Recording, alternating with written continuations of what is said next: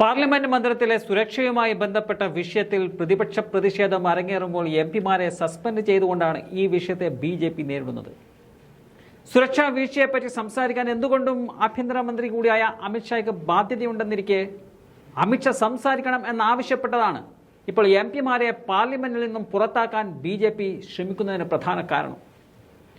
തങ്ങളുടെ വീഴ്ചയെപ്പറ്റി സംസാരിക്കാൻ അമിത്ഷായ്ക്കും നരേന്ദ്രമോദിക്കും നാണക്കേടാണ്.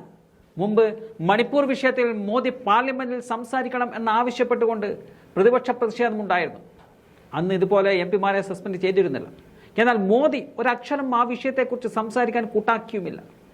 അതേ നിലപാടാണ് ഇപ്പോൾ അമിത്ഷായും എടുക്കുന്നത്. ആഭ്യന്തര വകുപ്പിന്റെ വലിയ വീഴ്ചയായിട്ടും അത് ഏറ്റുപറയാൻ പോലും നിൽക്കാതെ അഹങ്കാര മനോഭാവമാണ് അമിത്ഷാ കാണിക്കുന്നത്.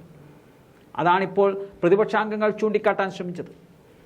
ഈ വിഷയത്തിൽ ആദ്യമായി സസ്പെൻഡ് ചെയ്യപ്പെട്ട തൃണമൂൽ കോൺഗ്രസ് എംപിയായ ഡെറക് ഒബ്രിയാന്റെ സസ്പെൻഷൻ റദ്ദാക്കണമെന്നാവശ്യപ്പെട്ടുകൊണ്ട് കോൺഗ്രസിന്റെ അധ്യക്ഷൻ മല്ലികാർജുൻ ഖാർഗെ സ്പീക്കർ ജഗ്ദീപ് ധൻകറിന് കത്ത് നൽകിയിരിക്കുകയാണ്.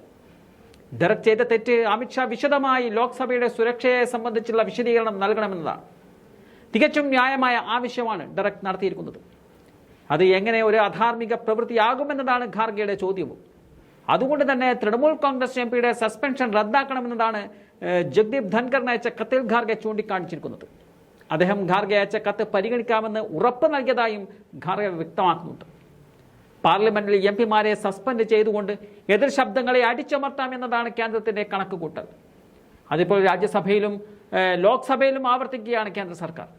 തികച്ചും ന്യായമായ ആവശ്യത്തെയാണ് എംപിമാരെ പുറത്താക്കിക്കൊണ്ട് കേന്ദ്ര സർക്കാർ തകർക്കാൻ ശ്രമിക്കുന്നത്. രാജ്യം മുഴുവൻ കേൾക്കാൻ ആഗ്രഹിക്കുകയാണ് കേന്ദ്രമന്ത്രി അമിത്ഷായുടെ വാക്കുകൾ. കേന്ദ്ര ആഭ്യന്തരമന്ത്രി എന്നുള്ള രീതിയിൽ ആ ഉത്തരവാദിത്തത്തിൽ നിന്നും ഒഴിഞ്ഞു നിൽക്കാൻ എന്തായാലും അമിത്ഷായ്ക്ക് സാധിക്കുകയുമില്ല. എന്തായാലും അമിത്ഷാ വാ തുറക്കും വരെ പാർലമെന്റിന് പുറത്ത് പ്രതിഷേധം കടുപ്പിക്കാൻ തന്നെയാണ് പ്രതിപക്ഷത്തിന്റെ നീക്കവും. പുറത്താക്കപ്പെട്ട എല്ലാ എംപിമാർക്കും ഡൽഹിയിൽ തന്നെ തുടരാനുള്ള നിർദ്ദേശമാണ് അതത് പാർട്ടികൾ ഇപ്പോൾ നൽകിയിരിക്കുന്നത്.